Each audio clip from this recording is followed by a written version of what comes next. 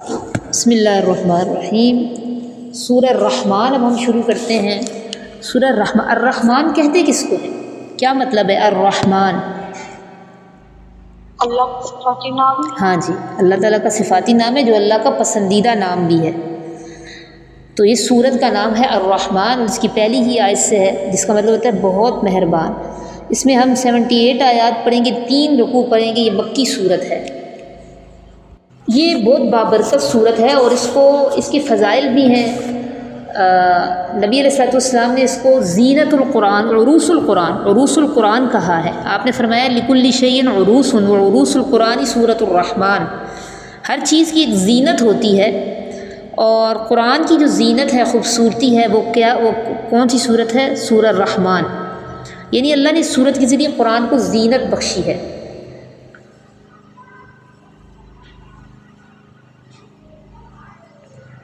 اچھا، ویسے تو دیکھیں یہ جو صورت ہے نا، آج کی اگر دنیا میں دیکھیں، بہت سارے ریسرچ کرنے والوں نے ریسرچ کی ہے اور وہ بتاتے ہیں کہ مہلک اور جان لیوا بیماریاں جس میں کینسر بھی ہے، ہیپاٹائٹس بھی ہے، اس کا یہ علاج قرار دیتے ہیں سورہ رحمان کو۔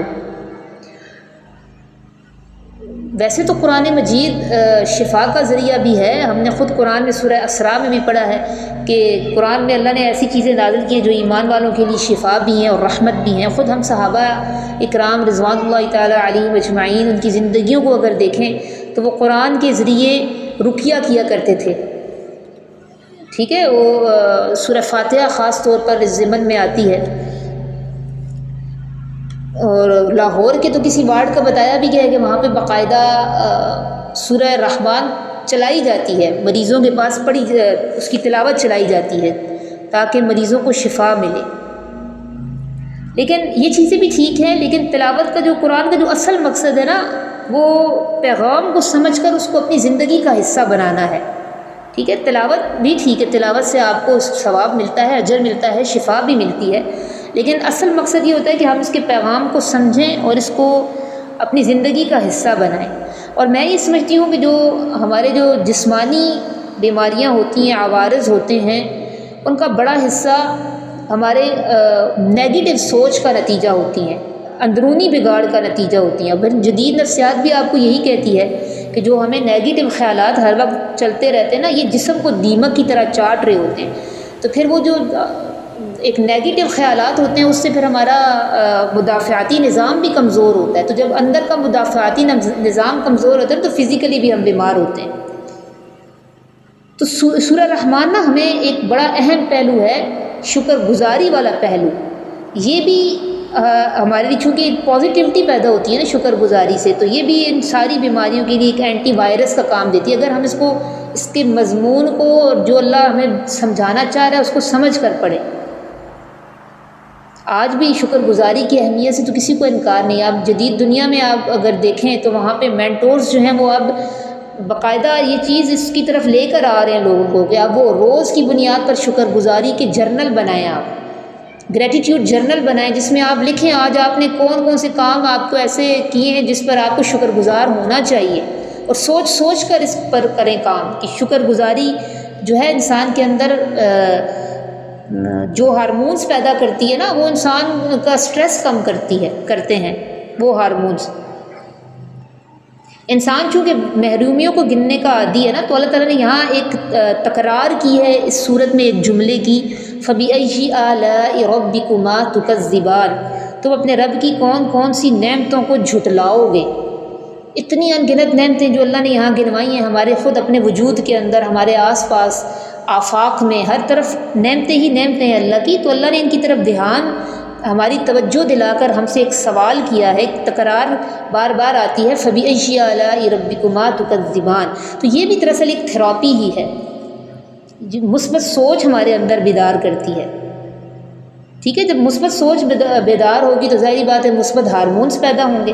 جب آپ کے اندر پازیٹیوٹی ہوگی، مثبت ہارمونز ہوں گے تو مدافعاتی نظام بھی مضبوط ہوتا ہے، اور مدافعاتی نظام جب مضبوط ہوتا ہے نا تو پھر جو جسمانی بیماریاں ہوتی ہیں اس سے مقابلے کی بھی قوت پیدا ہوتی ہے، اور اس طرح جسمانی بیماریاں بھی کم لگتی ہیں۔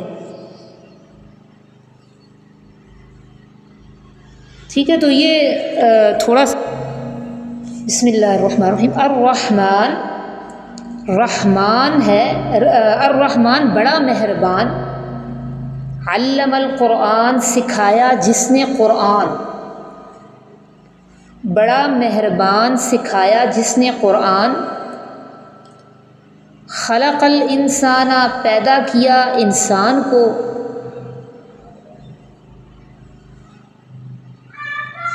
سکھایا جس نے قرآن، خلق الانسان پیدا کیا انسان کو، علمہ البیان سکھایا اس کو بولنا۔ یہ بھی اللہ کی ساری نعمتیں یہاں بیان ہو رہی ہیں، میں ابھی تھوڑی سی ڈیٹیل بھی بتاتی ہوں آپ کو، سکھایا اس کو بولنا۔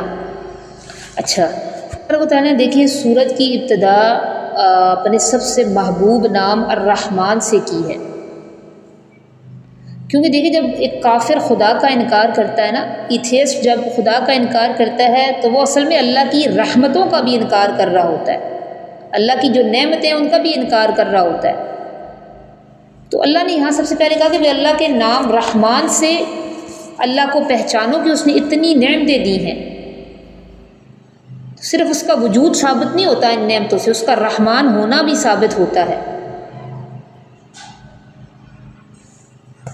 اس دنیا میں دیکھیں انکار کرنے کی دو بڑی صورتیں ہوتی ہیں نا، ایک تو کافر ہیں آج کے جو کہ اللہ کے وجود کے ہی منکر ہیں، ایتھیسٹ ہیں، جو کہتے ہیں کہ اللہ کا کوئی وجود ہی نہیں ہے، اور ایک عملی انکار بھی ہے۔ عملی انکار کون سے لوگ کر رہے ہوتے ہیں؟ بعض لوگ یہ مانتے ہیں کہ یہ جو ہمارے آس پاس نعمتیں ہیں یہ سب اللہ کا ہی دیا ہوا ہے، لیکن وہ اس نعمتوں کے جو تقاضے ہیں ان کو پورا نہیں کرتے۔ ان نعمتوں کا تقاضا کیا ہے؟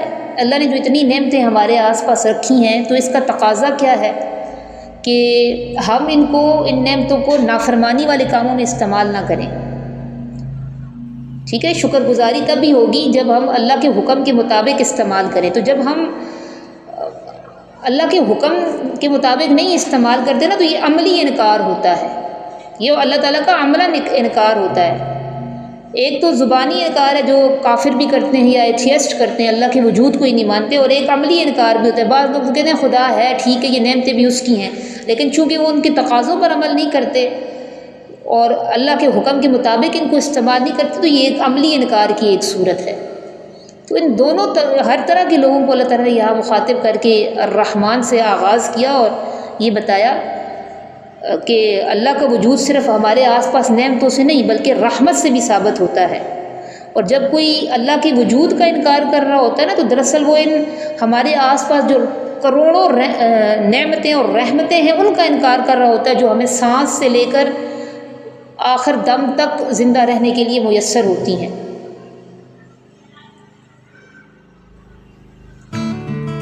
اچھا یہاں پہ ایک اور بھی نقطہ ہے اگلی آیات میں، خلق الانسان علمہ البیان۔ اللہ تعالیٰ نے دیکھیں انسان کو تو بعد میں پیدا کیا نا، علم القرآن، قرآن بعد میں اتارا، لیکن اللہ نے کہا ہے علم القرآن اور اس کے بعد کہا خلق الانسان۔ تو انسان کی تخلیق پہلے ہوئی یا قرآن پہلے اترا؟ پہلے تو انسان کی تخلیق ہوئی، قرآن تو بعد میں اترا۔ لیکن یہاں اللہ تعالیٰ نے انسان کی تخلیق سے پہلے قرآن کی جو تعلیم ہے اس کو اللہ تعالیٰ نے احسان کے طور پر پہلے ذکر کیا۔ اس سے ہمیں دیکھیں پتہ چلتا ہے کہ وحی الہی کا جو علم ہے یہ بھی اللہ کی ایک بہت بڑی نعمت ہے، اور ہم انسانوں کا محض پیدا ہو جانا یہ کوئی بڑا کمال نہیں ہے، بلکہ یہ جاننا کمال ہے کہ ہمیں جینا کیسے ہے۔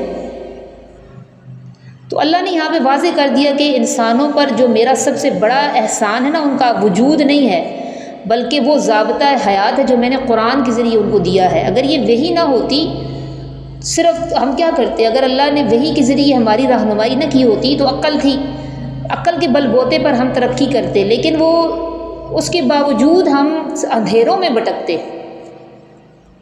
کیونکہ ہماری عقل جو ہے نا محدود ہے۔ آج دیکھ لیں وہ تمام قومیں جو عقل سے تو کام لیتی ہیں، خواہشات کی سے تو کام لیتی ہیں، لیکن وحی کے نور سے محروم ہیں۔ تو وہ آپ ان کی مثال لیں نا، آج انہوں نے کیسے کام کر رہی ہیں۔ اسی عقل نے ان کو ہم جنس پرستی جیسے غیر فطری افعال کو حقوق کا نام دے کر پروموٹ کرنے پر مجبور کیا، اسی عقل نے ان کو حکم دیا۔ کہ ہم جنس پرستی جیسے غیر فطری کاموں کو حقوق کا نام دے کر پروموٹ کریں۔ یہی عقل ان کو سکھا رہی ہے کہ زنا اور شراب کو قانونی تحفظ فراہم کریں۔ یہی عقل ان کو کہتی ہے کہ والدین کو بوجھ سمجھ کر اولڈ ہاؤسز میں جمع کرو۔ یہ سوشل مینجمنٹ ہے تم لوگوں کی، اس کو سوشل خوبصورت نام رکھ دیے گئے ہیں۔ اور اگر عقل کو میں سمجھتی ہوں کہ وحی کے نور کے ساتھ لگام نہ دی گئی تو یوں لگتا ہے کہ ان معاشروں کو اگر ہم دیکھیں نا تو یوں لگتا ہے کہ کل خونی رشتوں کے تقدس کو بھی پرسنل چوائس کہہ کر پامال کرے گی وہ قوم، اور ایسا ہو بھی رہا ہے۔ کچھ کیسز ہم نے ایسے سنے بھی ہیں جہاں میں سگے خونی رشتے بھی وہاں محفوظ نہیں ہیں، اور ہم مسلمان ایز اے مسلمان دیکھیں نا تو ہم میں بھی جہاں جہاں دیکھیں اب علم وحی نہیں ہے، قرآن کا علم نہیں ہے، یہ نور نہیں ہے نا، وہاں میں بھی جہالت بہت زیادہ ہے، جانوروں سے بدتر لوگ زندگیاں گزار رہے ہیں۔ اب کسی دارالافتاء میں چلے جائیں، ان سے پوچھیں وہاں کس قسم کے فتوے آتے ہیں، آپ حیران رہ جائیں گے میں ہم اسلامی معاشرت میں۔ تو اللہ نے یہاں علم القرآن میں یہ بتا دیا کہ وحی کے بغیر نا انسان زمین پر سب سے بڑا درندہ اور حیوان بن جاتا، اور تاریخ گواہ ہے کہ جب بھی انسان نے وحی کے پیغام خواہ وہ مصحف ابراہیمی کی صورت میں ہو، تورات میں کی صورت میں ہو یا انجیل کی صورت میں ہو، ان سب کو چھوڑا نا انسانوں نے، وحی کے پیغام کو چھوڑا تو وہ اخلاقی پستی میں گرے جہاں جانور بھی نہیں جاتے، وہ اس اخلاقی پستی میں گرے جہاں پہ جانور بھی نہیں جاتے۔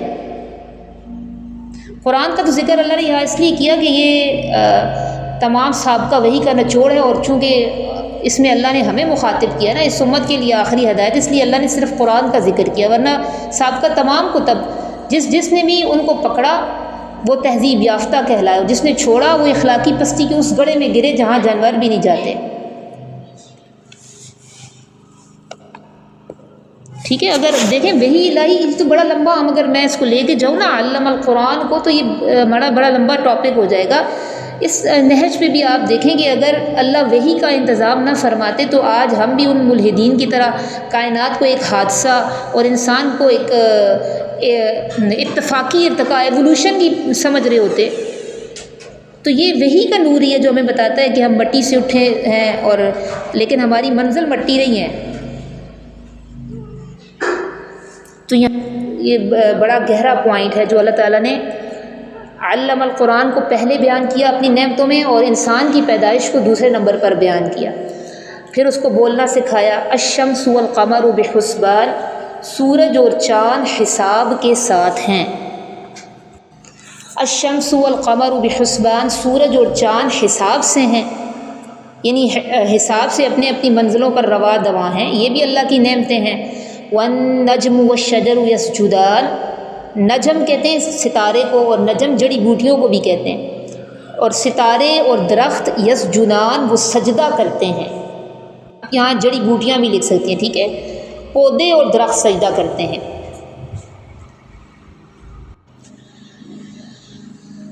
اور آسمان رفعہا، بلند کیا ہے اللہ نے اس کو،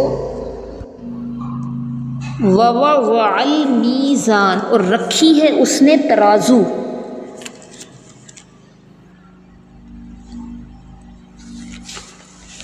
رکھی ہے اس نے ترازو۔ چونکہ اللہ کی نعمتوں کا ذکر ہو رہا ہے تو ترازو بھی اللہ کی ایک نعمت ہے جو کہ عدل کی علامت ہے، تاکہ ہم ہر معاملے میں ایک توازن، ایک عدل قائم رکھیں۔ اللہ تطغوا فی المیزان، یہ کہ نہ تم سرکشی کرو، فی المیزان ترازو میں، یعنی تولنے میں تجاوز نہ کرو، یہ کہ نہ تم زیادتی کرو ترازو میں۔ اچھا، یہ اس میں نا سائنس کا بھی ایک نظریہ بیان ہوا ہے۔ والسماء رفعہا ووضع المیزان، آسمان کو بلند کیا اور توازن قائم کیا۔ ترازو کا مطلب کیا ہوتا ہے؟ ایک اعتدال رکھا ہے اللہ نے، ایک توازن رکھا ہے۔ سائنس کہتی ہے نا the fine tuning of universe،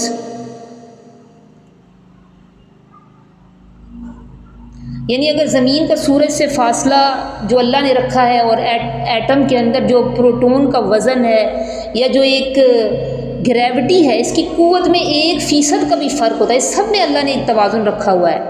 تو اگر اس میں 1% کا بھی فرق ہوتا نا تو نہ مچھلی پانی سے باہر جھانک سکتی، نہ انسان خشکی پر زندہ رہ سکتا، ٹھیک ہے۔ تو یہ اللہ نے کائنات میں بھی ایک توازن رکھا ہوا ہے ہر چیز میں، سورج، زمین کا سورج سے ایک جو فاصلہ ہے وہ بھی توازن پر ہے، کش ثقل کی قوت ہے وہ بھی توازن میں ہے، تو یہ ساری چیزیں کائنات میں بھی توازن ہے۔ اللہ تطغوا فی المیزان، یہ کہ نہ تم زیادتی کرو ترازو میں، واقیم الوزن بالقسط، اور تم قائم کرو وزن کو بالقسط، انصاف کے ساتھ، ولا تخسروا المیزان، اور نہ تم کمی کرو ترازو میں،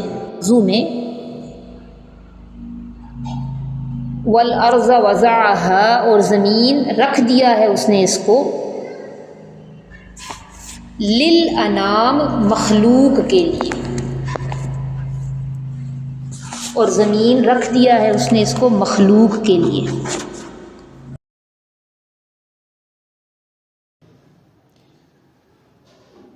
فیہا فاکہۃ، فیہا اس میں، فاکہۃ پھل ہیں۔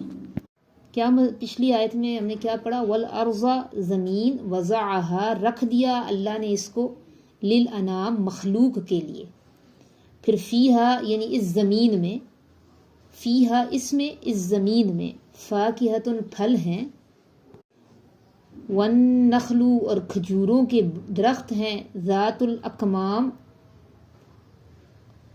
پردوں والی، کم کہتے ہیں چھپی ہوئی، پوشیدہ، غلاف والی، اور کھجوروں کے درخت ہیں غلاف والی، خوشے کے اندر ہوتی ہے نا تو اس لیے اس کو غلاف والی کہا گیا، خوشے والی، غلاف والی۔ والحب، اور اناج ہے، حب کہتے ہیں دانے کو، اناج کو، اور اناج ہے ذوالعصفی، بھوسے والا، چھلکے والا، اناج ہے چھلکے والا، والریحان، اور خوشبودار پھول ہیں۔ فَبِأَيِّ آلَاءِ رَبِّكُمَا تُكَذِّبَانِ، پس کون کون سی نعمتوں کو، ربی، اپنے رب کی، کما، تم دونوں، تکذبان، جھٹلاؤ گے، پس کون کون سی نعمتوں کو اپنے رب کی تم دونوں جھٹلاؤ گے۔ تم دونوں سے مراد انسان اور جن ہیں۔ اللہ تعالیٰ نے یہ نعمتیں ہمارے سامنے رکھ کر ہم سے پوچھا ہے،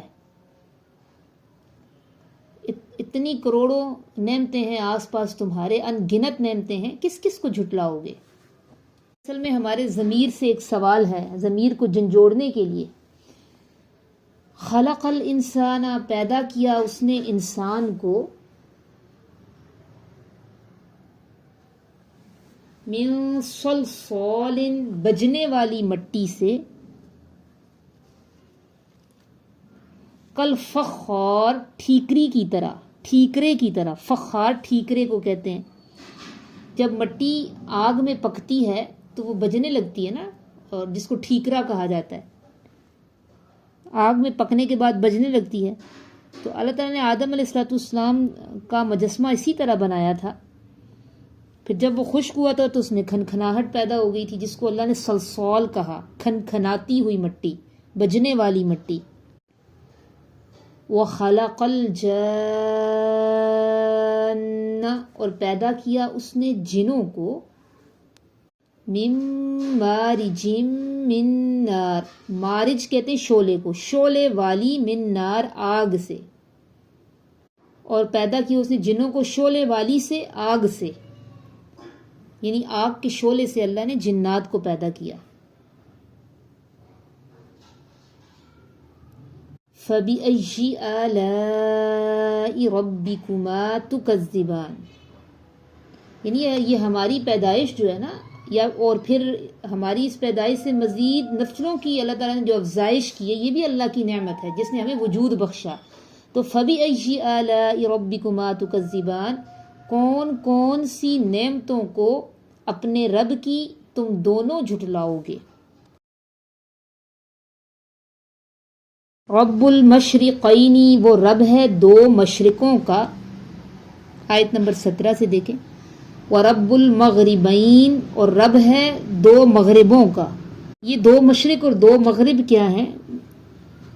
اصل میں گرمی کا مشرق اور ایک سردی کا مشرق ہے، اسی طرح مغرب بھی موسموں کے اعتبار سے نا مشرق اور مغرب مختلف ہوتے ہیں، تو اس کو اللہ نے دو مشرق اور دو مغرب کہا۔ وہ رب ہے دو مشرقوں کا اور دو مغربوں کا۔ فَبِأَيِّ آلَاءِ رَبِّكُمَا تُكَذِّبَانِ، پس کون کون سی نعمتوں کو اپنے رب کی تم دونوں جھٹلاؤ گے۔ بار بار یہ اس کی تکرار ہے نا، بھئی اس نعمت کو نہیں، چلو اس نعمت کو نہیں، کس کس کو جھٹلاؤ گے، کس کس کو جھٹلاؤ گے۔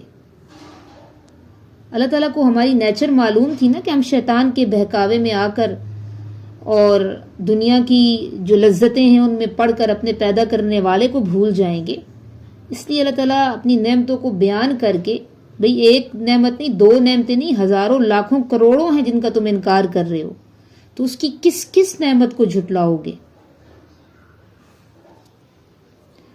مرج البحرینی، جاری کر دیے ہیں اس نے، البحرینی دو سمندر، یلتقیانی وہ آپس میں مل جاتے ہیں، وہ آپس میں ملتے ہیں، وہ آپس میں مل جاتے ہیں، بینہما برزخ ان کے درمیان، برزخ ایک پردہ ہے، ان کے درمیان ایک پردہ ہے، لا یبغیان نہیں وہ بغاوت کرتے، نہیں وہ آگے بڑھتے، یعنی وہ اس پردے سے آگے نہیں بڑھتے۔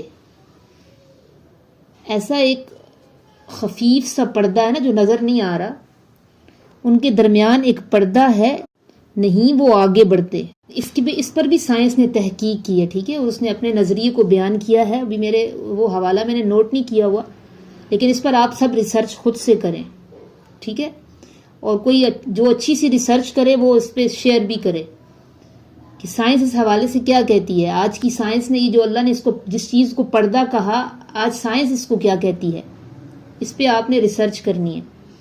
ان کے درمیان ایک پردہ ہے، نہیں وہ آگے بڑھتے۔ فَبِأَيِّ آلَاءِ رَبِّكُمَا تُكَذِّبَانِ، پس کون کون سی نعمتوں کو اپنے رب کی تم دونوں جھٹلاؤ گے۔ کچھ لوگوں نے تو مان لیا کہ اللہ کی دی ہوئی نعمتیں ہیں نا، لیکن پھر تقاضوں پر عمل نہیں کرتے۔ بعض لوگ تو مانتے ہی نہیں ہیں کہ خدا بھی کوئی ہے، لیکن ہم تو مانتے ہیں، لیکن ہم نعمت کے تقاضوں پر عمل نہیں کرتے، عملی انکار ہے یہ۔ تو یہ ہم بھی نعمتوں کے منکر ہیں جو اللہ کی نافرمانی کرتے ہیں اور نعمتوں کے تقاضوں پر عمل نہیں کرتے، تو یہ بھی کیا ہے، یہ بھی عملی انکار ہے۔ یخرج منہما اللؤلؤ، نکلتے ہیں ان دونوں سے، یعنی ان دونوں سمندروں سے، ایک طرف کا نمکین ہوتا ہے ایک طرف کا کھاری، وہ مل رہے ہوتے ہیں لیکن وہ پانی مکس نہیں ہوتا، ایک خفیف سا پردہ حائل ہوتا ہے۔ یخرج منہما اللؤلؤ، نکلتے ہیں ان دونوں سے، اللؤلؤ موتی، والمرجان اور مونگے۔ مونگے لفظ آپ نے پہلے سنا ہے؟ مونگے، مونگا کیا ہوتا ہے؟ نہیں سنا؟ یہ کہتے ہیں آپ کہ میرے خیال میں یہ وہی ہوتے ہیں، وہ گول گول راؤنڈ ہوتے ہیں، وہ سیپی کی طرح۔ ہاں نہیں، یہ اصل میں نا سمندر میں، آپ اس پہ بھی ریسرچ کریں، آپ کو پکچر نظر آئیں گی اس کی۔ سمندر میں پیدا ہونے والا ایک درخت ہے اور یہ اس میں زندہ حیوانی مادہ ہوتا ہے، جب اس درخت کو کاٹتے ہیں نا تو وہ حیوانی مادہ جو ہوتا ہے نا وہ الگ کر لیا جاتا ہے، پھر اس حیوانی مادے میں سرخ پتھر کی طرح سے ایک مٹیریل نکلتا ہے۔ یہ مٹیریل ایک کیمیکل جزو ہوتا ہے جس کو دوائیوں میں استعمال کرتے ہیں۔ اس کی شیپ آپ کو نظر آئے گی، آپ ریسرچ کریں اس پہ بھی۔ یہ دو چیزیں ہو گئیں جس پہ آپ نے ریسرچ کرنی۔ نکلتے ہیں ان دونوں سمندروں سے موتی اور مونگے، اور موتی جو بنتا ہے سیپ کے اندر، اس پر بھی ریسرچ کی گئی ہے کیسے بنتا ہے۔ آسمان سے بارش ہوتی ہے، سیپیاں اپنا منہ کھول دیتی ہیں، بارش کا جو قطرہ ان کے منہ کے اندر پڑ جاتا ہے وہ موتی بن جاتا ہے، صدف جس کو کہتے ہیں۔ فَبِأَيِّ آلَاءِ رَبِّكُمَا تُكَذِّبَانِ، پس کون کون سی نعمتوں کو اپنے رب کی تم دونوں جھٹلاؤ گے۔ ایک نعمت نہیں، دو نہیں ہیں، کروڑوں نعمتیں ہیں، کس کس نعمت کو جھٹلاؤ گے۔ وَلَهُ الْجَوَارِ الْمُنشَآتُ، اور اسی کے لیے ہے الجواری جہاز، یہاں کشتیاں اس سے مراد بحری جہاز ہیں، کشتیاں بھی لکھ سکتے ہیں، پیچھے آپ نے کشتیاں پڑھا نا اس لفظ کا مطلب، اور اسی کے لیے ہیں، اسی کی ملکیت میں ہیں الجواری کشتیاں، المنشآت اونچی اٹھی ہوئی کشتی کے بادبان ہوتے ہیں نا، اور بحری جہاز بھی اس سے مراد ہو سکتا ہے، کتنا وہ اونچا اٹھا ہوا ہوتا ہے، اور اسی کی ملکیت میں ہیں کشتیاں اونچی اٹھی ہوئی فی البحری سمندر میں، کل اعلام پہاڑوں کی طرح، کا مطلب ہوتا ہے مانند طرح، اعلام کہتے ہیں پہاڑوں کو، کل اعلام پہاڑوں کی طرح، یعنی اللہ ہی کی ملکیت میں ہیں یہ جو بحری جہاز پہاڑوں جتنے اونچے اٹھے ہوئے سمندر میں چل رہے ہیں۔ اس کا یہ بامحاورہ ترجمہ اس طرح ہوگا، اللہ ہی کی ملکیت میں ہے کشتیاں اونچی اٹھی ہوئی سمندر میں پہاڑوں کی طرح۔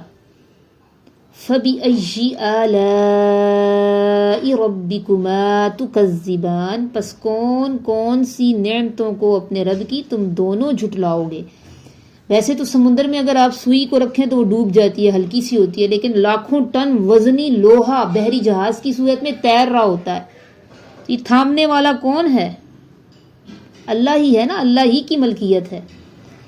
کل من علیہا فان، یہ سب کا سب من علیہا جو اس پر ہے، اس زمین پر ہے، سب کا سب جو اس زمین پر ہے، فان فنا ہونے والا ہے، فانی ہے، فنا ہونے والا ہے۔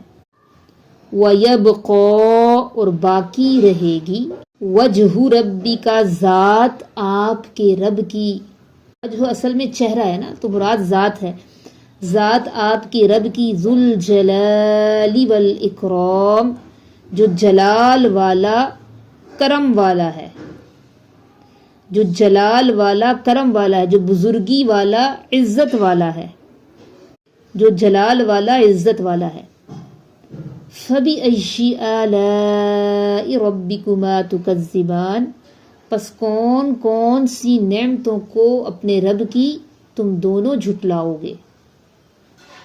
يَسْأَلُهُ مَنْ فِي السَّمَاوَاتِ وَالْأَرْضِ، سوال کرتی ہے اسی سے وہ مخلوق جو آسمانوں میں ہے اور زمین میں ہے، سوال کرتا ہے اسی سے جو آسمانوں میں ہے اور زمین میں ہے، مانگتے ہیں اسی سے، یسألو مانگنے کو بھی کہتے ہیں، مانگتا ہے اسی سے جو آسمانوں میں ہے اور زمین میں ہے، کل یوم ہوا فی شأن، ہر ایک دن، ہوا وہ یعنی وہ اللہ، فی شأن ایک شان میں ہوتا ہے، ہر دن اللہ ایک نئی شان میں ہوتا ہے، ہر دن اللہ ایک شان میں ہوتا ہے،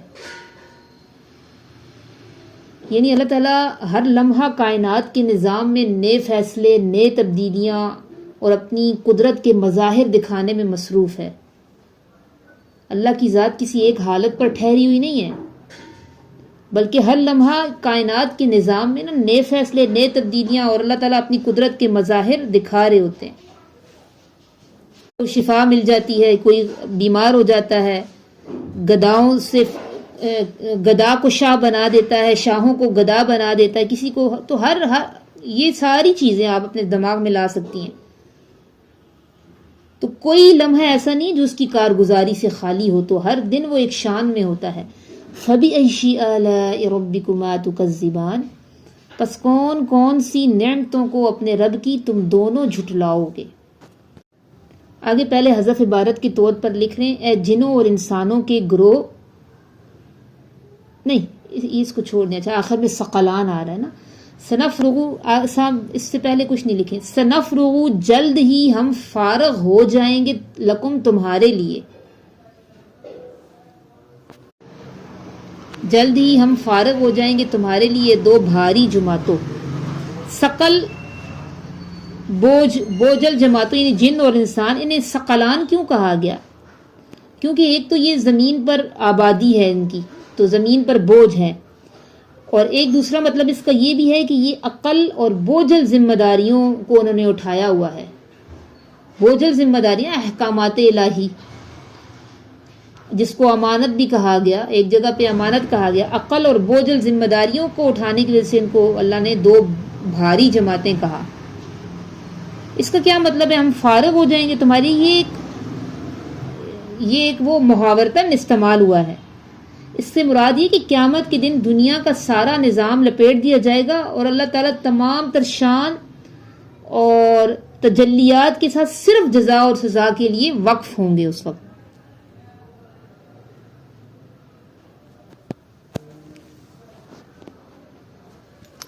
کہ آپ حاشی میں اتنا لکھ لیں کہ ہم تمہارے حساب کتاب کے لیے فارغ ہو جائیں گے. اور یہ ایک طرح کا دھمکانے والا انداز ہے کہ میں جیسے ہم میں سے کوئی باز کہتا ہے نا کہ میں ذرا دوسرے کاموں سے نمٹ لوں پھر تمہیں دیکھتا ہوں.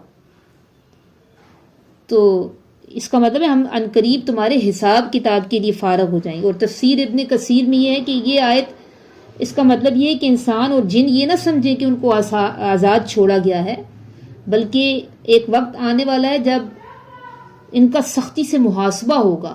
صرف اللہ تعالیٰ جزا اور سزا کے لیے متوجہ ہوں گے. تو فراغ کے دونوں مطلب لکھ لیں، فارغ ہو جائیں گے یا مکمل طور پر متوجہ ہوں گے تمہارے لیے اے دو بھاری جماعتوں. تمہارے لیے اس میں مراد تمہارے حساب کتاب کے لیے. فَبِأَيِّ آلَاءِ رَبِّكُمَا تُكَذِّبَانِ، پس کون کون سی نعمتوں کو اپنے رب کی تم دونوں جھٹلاؤ گے. میں آگے بتاتی ہوں کس طرح. یا معشر الجن والانس، اے جنوں اور انسانوں کے گروہ. معشر کہتے ہیں نا گروہ کو، یا کا مطلب اے گروہ جنوں اور انسانوں کے. ان استطعتم، اگر تم استطاعت رکھتے ہو، اگر تم طاقت رکھتے ہو، ان تنفذوا، یہ کہ تم بھاگو، من اقطار السماوات والارض، اقطار کہتے ہیں کنارے کو، آسمانوں اور زمین کے کناروں سے. یہ کہ تم بھاگ جاؤ آسمانوں اور زمین کے کناروں سے. فانفذوا، پس تم بھاگو، یہ امر کا صیغہ ہے یعنی بھاگ نکلو. پھر اے گروہ جنوں اور انسانوں کے، اگر تم طاقت رکھتے ہو یہ کہ تم بھاگ جاؤ آسمانوں اور زمین کے کناروں سے. فانفذوا، پس تم بھاگو. یہ اللہ تعالیٰ کا ایک چیلنج ہے کہ اگر اس بات کی طاقت رکھتے ہو کہ میری نافرمانی کے بعد اور اپنی خواہشات کے مطابق زندگی گزارنے کے بعد میری سلطنت سے کہیں بھاگ کر نکل جاؤ گے تو بھاگ کر دکھاؤ.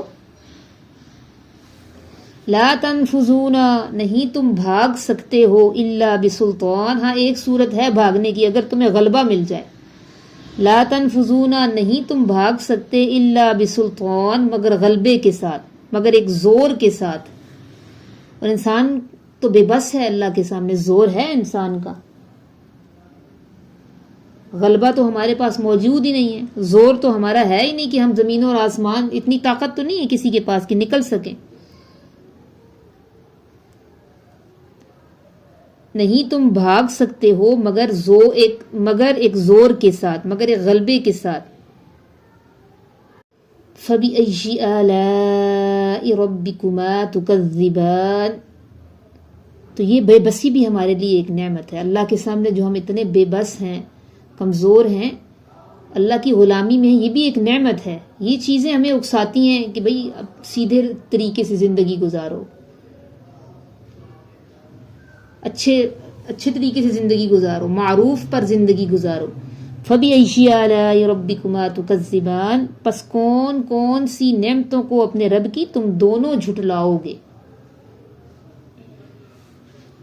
یرسلو، وہ بھیجے گا، علیکما، تم دونوں پر، شواظ من نار، شعلے آگ کے، ونحاس، اور دھواں، فلا تنتصرون، پھر نہیں تم مقابلہ کر سکو گے. تنتصرون بھی تثنیہ کا صیغہ، یعنی تم دونوں مقابلہ نہیں کر سکو گے. پھر تم دونوں مقابلہ نہیں کر سکو گے، یعنی اگر بالفرض دنیا میں تو تم بھاگ نہیں سکتے ہو، لیکن اگر بالفرض قیامت میں اللہ کے سامنے تم نے یہ جسارت کی نا، تو شواظ من نار، وہ آگ کے شعلے چھوڑے گا اور دھواں چھوڑے گا، پھر تم مقابلہ نہیں کر سکو گے. فَبِأَيِّ آلَاءِ رَبِّكُمَا تُكَذِّبَانِ، پس کون کون سی نعمتوں کو اپنے رب کی تم دونوں جھٹلاؤ گے. اب یہاں پہ انسان کے ذہن میں سوال آتا ہے کہ اللہ تعالیٰ ان چیزوں کو بھی نعمت میں بیان فرما رہے ہیں. اصل میں تنبیہ اور خبردار کرنا چیلنج کرنا یہ بھی اللہ کی ایک نعمت ہے. دیکھیں دنیا میں اگر کوئی آپ کو کہے کہ اس راستے کی طرف نہ جاؤ، یہ راستہ خطرناک ہے، جانے سے پہلے آپ کو روک دے کہ وہاں گڑھے ہیں، تو آپ اس کو اپنا خیرخواہ سمجھتی ہیں اور وہ سفر اختیار نہیں کرتی. تو اللہ تعالیٰ کا عذاب کی خبر دینا یہ بھی دراصل اللہ کی رحمت ہی ہے، تاکہ ہم انسان اس سے بچنے کی فکر کریں. جہنم کا اللہ نے جہاں ذکر کیا اور ان چیزوں کا یہاں ذکر کیا نا، اس کا مطلب یہ نہیں کہ اللہ ہمیں وہاں بھیجنا چاہتا ہے، بلکہ اس لیے کہ ابھی ہمیں آزادی ہے اور اللہ ہمیں بتا رہا ہے کہ ابھی مہلت ہے، اس سے بچ کر جنت کا راستہ اختیار کرو. بچاؤ کی تدبیر بتانا، یہ اللہ ہمیں بچاؤ کی تدبیر بتا رہا ہے. دنیا میں جو ہمیں بتاتا ہے ہم اس کو اپنا ویل وشر سمجھتے ہیں، تو یہ بھی اللہ کی ایک بڑی نعمت ہے. اور اس کے علاوہ ایک اور بھی پوائنٹ ذہن میں رکھ لیں کہ عدل و انصاف بھی ایک عظیم نعمت ہے. تصور کریں اگر دنیا میں ظالم اور مظلوم، قاتل اور مقتول دونوں کا انجام ایک جیسا ہوتا ہے، کتنا بڑا ظلم ہوتا. تو یہ اس بات کا تذکرہ یہ مظلوموں کے لیے بڑی ڈھارس ہوتی ہے. ابھی جو ایک تہذیب یافتہ دنیا کا ایک بڑا مکروہ چہرہ سامنے آ رہا ہے کہ کس طرح چھوٹے چھوٹے معصوم بچوں کو اغوا کر کے وہ کیسے وحشیانہ سلوک ان کے ساتھ کرتے رہے، ان کو پھر کھاتے بھی رہے ان بچوں کو. تو ان پر کون ہاتھ ڈال سکتا ہے؟ وہ تو دنیا کے امام بنے پھرتے ہیں جن کے اپنے چہرے اتنے روسیہ ہیں. اللہ ہے نا، اللہ لے گا ان سے، یہ انتقام اللہ لے گا. تو ظالموں کو انجام تک پہنچانا یہ بھی اللہ کی ایک بہت بڑی نعمت ہوتی ہے. تو یہاں ان چیزوں کا تذکرہ اللہ کے عادل ہونے کی بھی ایک علامت ہے. فَبِأَيِّ آلَاءِ رَبِّكُمَا تُكَذِّبَانِ، پس کون کون سی نعمتوں کو اپنے رب کی تم دونوں جھٹلاؤ گے. فَإِذَا انشَقَّتِ السَّمَاءُ، پھر جب پھٹ جائے گا آسمان. فَكَانَتْ وَرْدَةً، پس وہ ہو جائے گا سرخ. کَالدِّہَان، چمڑے کی طرح. پس وہ ہو جائے گا سرخ چمڑے کی طرح، سرخ چمڑے کی طرح وہ ہو جائے گا.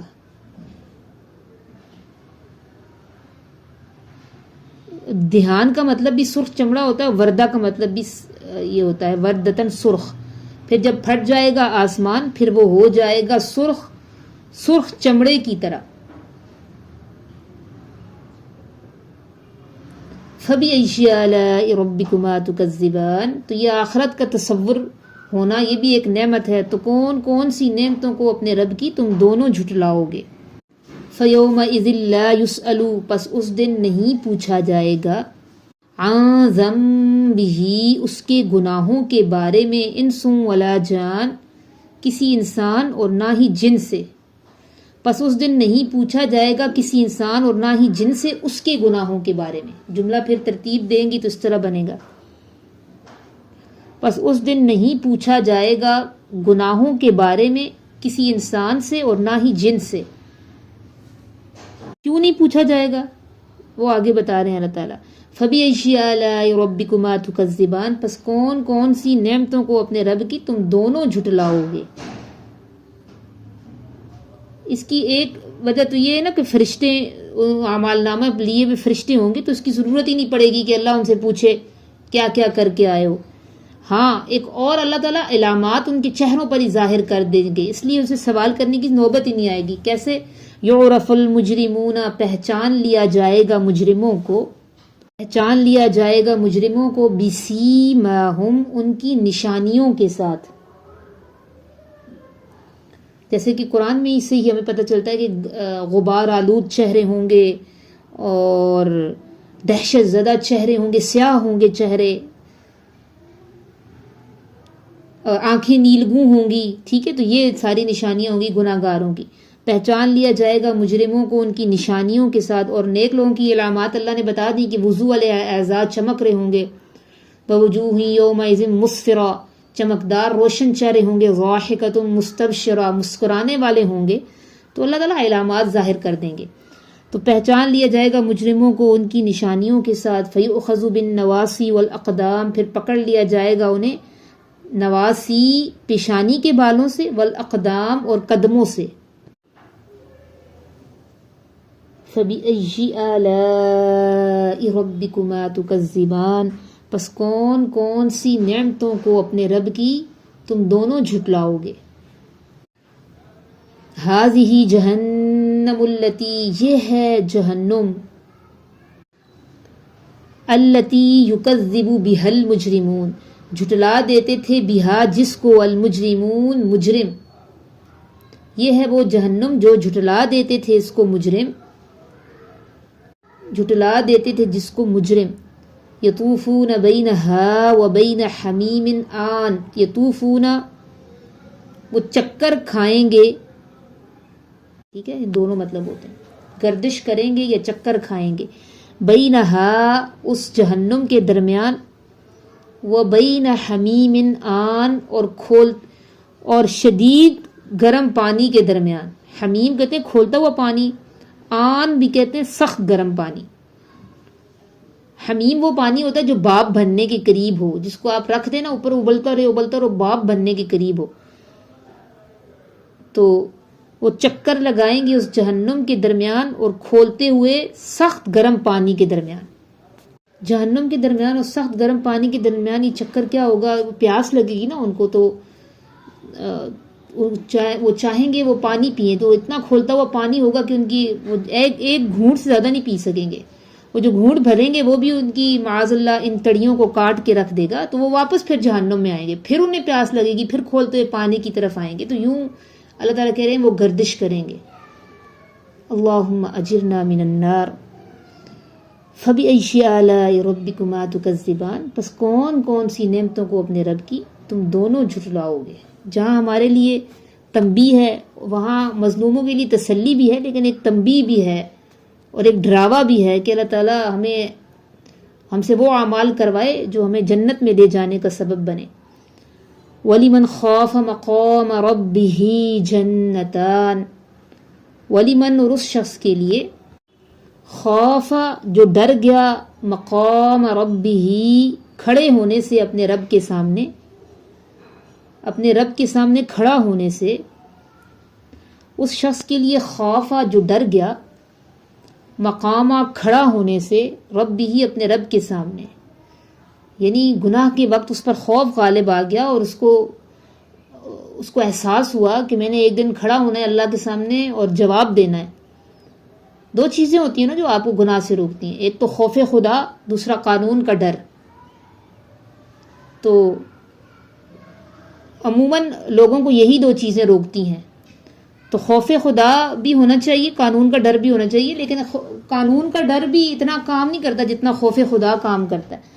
تو ایسا بندہ جو غلط کام کرنے والا ہو لیکن اس کو احساس ہو، خیال آئے کہ میں نے رب کے سامنے کھڑا ہونا ہے، جواب دینا ہے، تو اللہ تعالیٰ کہتے ہیں اس کے لیے جنتان، دو باغ ہیں،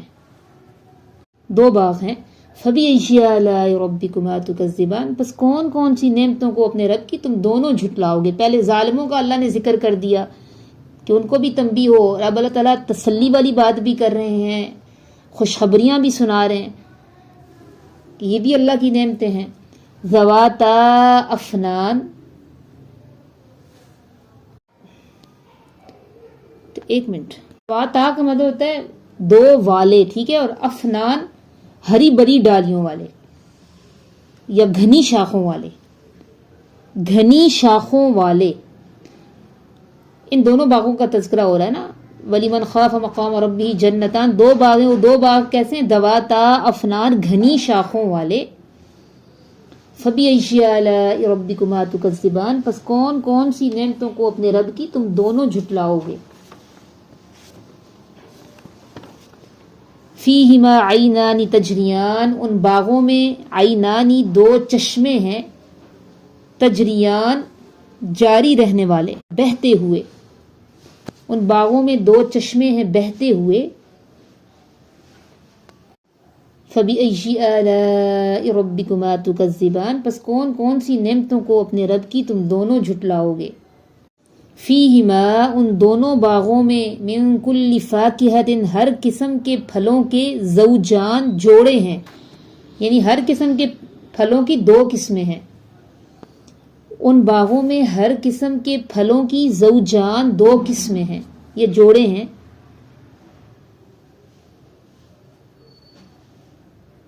ہر قسم کے پھلوں کے دو جوڑے ہیں یا دو قسمیں ہیں۔ فَبِأَيِّ آلَاءِ رَبِّكُمَا تُكَذِّبَانِ، بس کون کون سی نعمتوں کو اپنے رب کی تم دونوں جھٹلاؤ گے. متکئین وہ تکیہ لگائے ہوئے ہوں گے، علی فرش بطائنها، علی فرش ایسے فرش، ایسے بستروں پر،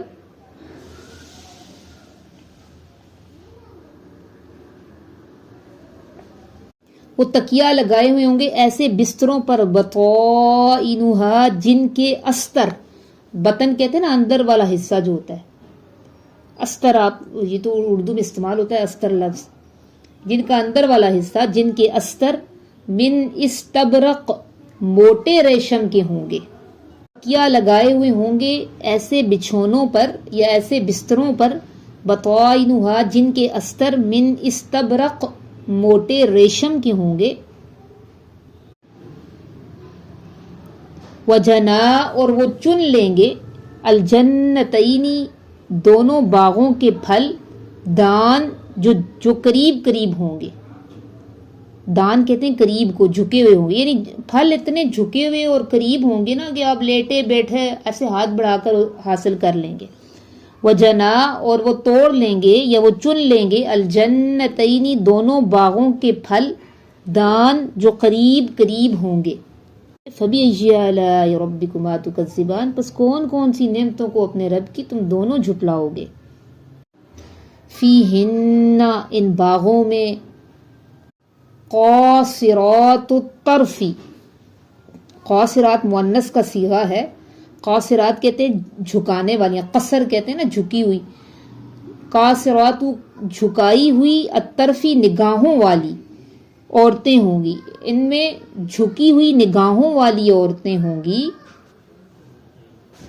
ان میں جھکی ہوئی نگاہوں والی عورتیں ہوں گی. لم یطمثہن نہیں چھوا ہوگا ان عورتوں کو، انسن کسی انسان نے، قبلہم ان سے پہلے، یعنی ان جنتیوں سے پہلے، ولا جان اور نہ کسی جن نے، ان عورتوں کو کسی انسان نے ان سے پہلے اور نہ جن نے، نہ کسی جن نے.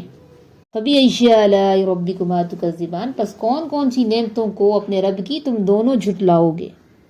جنتی حوروں کا ذکر ہے جو جھکی نگاہوں والی ہوں گی اور بالکل چھپی ہوئی ہوں گی، جن کو کسی نے نہیں چھوا ہوگا. ان کی مزید صفات اللہ بتا رہے ہیں، کأنہن الیاقوت والمرجان، گویا کہ بے شک وہ یاقوت اور مرجان ہیں.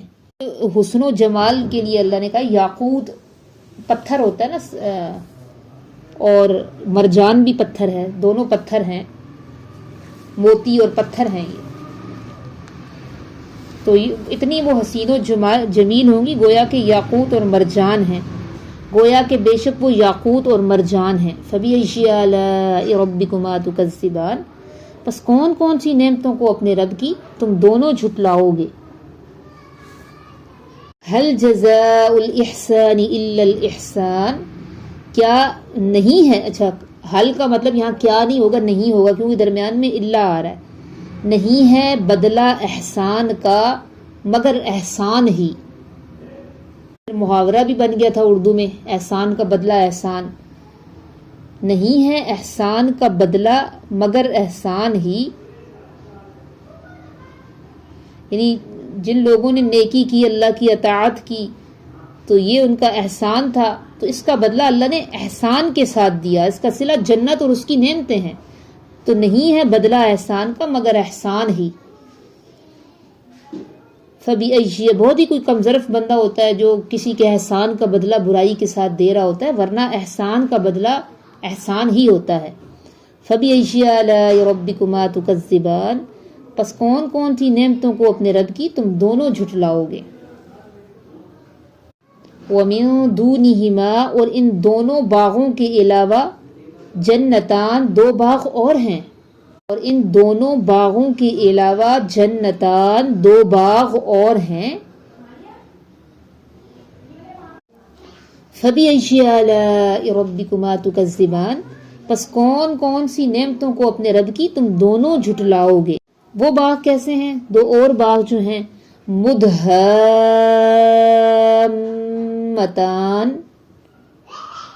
گہرے سبز، گہرے سبز. فَبِأَيِّ آلَاءِ رَبِّكُمَا تُكَذِّبَانِ، یہ ساری خوبصورتی کی علامات ہیں. ٹھیک ہے، پس کون کون سی نعمتوں کو اپنے رب کی تم دونوں جھٹلاؤ گے. ان دو باغوں میں چشمے ہیں ابلتے ہوئے، پس کون کون سی نعمتوں کو اپنے رب کی تم دونوں جھٹلاؤ گے. فیہما فاکہۃ، ان دونوں باغوں میں فاکہۃ پھل ہیں. جو دوسرے دو باغوں کا تذکرہ ہو رہا ہے نا، ان کی اللہ تعالیٰ صفات بتا رہے ہیں، جو گہرے سرسبز ہیں، اور عینان نضاختان، چشمے ہیں جوش مارنے والے، ابلنے والے. اور فیہما فاکہۃ، ان دونوں باغوں میں پھل ہیں، ونخل، اور کھجور کے درخت ہیں، ورمان، اور انار ہیں. پہلے دو باغ جو تھے اس میں اللہ نے بتایا کہ ہر پھل دو قسم کا ہوگا. ٹھیک ہے، ہر پھل دو دو قسم کا ہوگا. تو اس میں اللہ تعالیٰ کہہ رہے ہیں کہ اس میں پھل ہیں اور کھجوروں کے درخت ہیں اور انار ہیں. فَبِأَيِّ آلَاءِ رَبِّكُمَا تُكَذِّبَانِ، پس کون کون سی نعمتوں کو اپنے رب کی تم دونوں جھٹلاؤ گے. فِيهِنَّ خَيْرَاتٌ حِسَان، ہن پروناؤن بھی خواتین کے لیے، عورتوں کے لیے استعمال ہوتا ہے، مؤنث کے لیے. فِيهِنَّ، ان باغوں میں عورتیں ہیں، خیرات، نیک، حسان، خوبصورت. ان باغوں میں نیک سیرت خوبصورت عورتیں ہیں، یعنی ان کا اخلاق بھی اچھا اور حسن میں بھی اچھی. ان باغوں میں نیک سیرت خوبصورت عورتیں ہیں. فَبِأَيِّ آلَاءِ رَبِّكُمَا تُكَذِّبَانِ، پس کون کون سی نعمتوں کو اپنے رب کی تم دونوں جھٹلاؤ گے. پیچھے دو باغوں کا تذکرہ تھا، اس میں اللہ نے کہا کہ اس میں قاصرات الطرف، نیچی نگاہوں والی عورتیں ہیں. لم یطمثہن انس قبلہم ولا جان، جن کو کسی نے پہلے چھوا بھی نہیں. اور کأنہن الیاقوت والمرجان، تو یہاں کی عورتوں کے بارے میں اللہ خیرات حسان، نیک سیرت اور خوبصورت. حور مقصورات، وہ حوریں ہیں، مقصورات، بند کی گئی، فی الخیام، خیموں میں. وہ حوریں روکی ہوئی ہیں خیموں میں.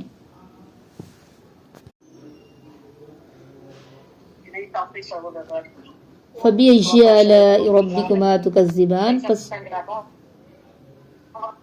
کون کون سی نعمتوں کو اپنے رب کی تم دونوں جھٹلاؤ گے.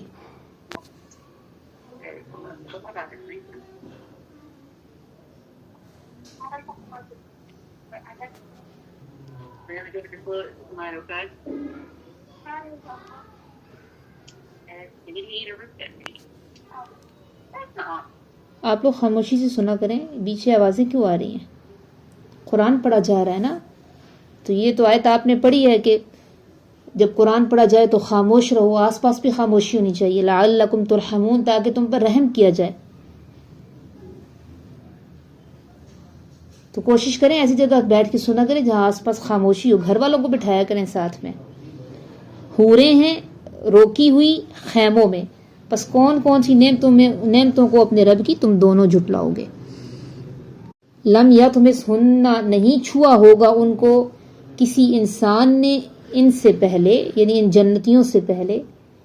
نہیں چھوا ہوگا ان کو کسی انسان نے ان جنتیوں سے پہلے. ولا جان، اور نہ کسی جن نے. جنوں میں جن بھی مکلف ہے نا، ان کا انسان اور جن دونوں مخلوق مکلف ہے. تو ان دونوں سے حساب کتاب ہوگا، اور دونوں حساب کتاب کے بعد پھر جنت میں جائیں گے یا جہنم میں جائیں گے. تو نہیں چھوا ہوگا ان عورتوں کو کسی انسان نے ان سے پہلے، اور نہ جنہوں نے، اس لیے تو ان کو خیموں میں بند کر کے رکھا ہوا ہے. ٹھیک ہے. فَبِأَيِّ آلَاءِ رَبِّكُمَا تُكَذِّبَانِ، پس کون کون سی نعمتوں کو اپنے رب کی تم دونوں جھٹلاؤ گے. تو یہ ان کے حسن اور خوبصورتی کی طرف اشارہ ہے. ٹھیک ہے، جو خیموں میں اللہ نے کہا روکی ہوئی ہیں. متکئین علی رفرف، متکئین، وہ تکیہ لگائے ہوئے ہوں گے. علی رفرف، ایسی مسندوں پر، ایسے تختوں پر. ایسی نہیں، آگے خضرن کا لفظ ہے نا، خضر کہتے ہیں سبز کو، سبز مسندوں پر. وہ تکیہ لگائے ہوئے ہوں گے سرسبز مسندوں پر، سبز رنگ کی مسندوں پر. مسند بیٹھنے کی جگہ وہ کہتے ہیں نا. وہ تکیہ لگائے ہوں گے سبز رنگ کی مسندوں پر. وعبقریش، کری کہتے ہیں نادر چیز کو، ٹھیک ہے، نفیس اور نادر چیز.